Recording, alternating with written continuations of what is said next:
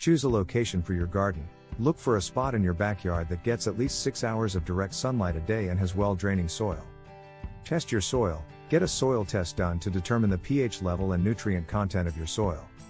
This will help you determine what, if any, amendments need to be made to the soil. Prepare your soil. Use a garden fork or tiller to loosen the soil in your chosen location. Add any necessary amendments, such as compost or fertilizer, to improve the soil quality. Plan your garden. Decide what vegetables you want to grow and how much space they will need. Create a layout and make sure to leave enough space between plants for them to grow properly. Plant your seeds or seedlings. Follow the instructions on the seed packets or plant labels for optimal planting depth and spacing. Water your plants thoroughly after planting. Water and fertilize regularly. Keep your garden well watered, especially during dry spells. Use a balanced fertilizer to keep your plants healthy and productive.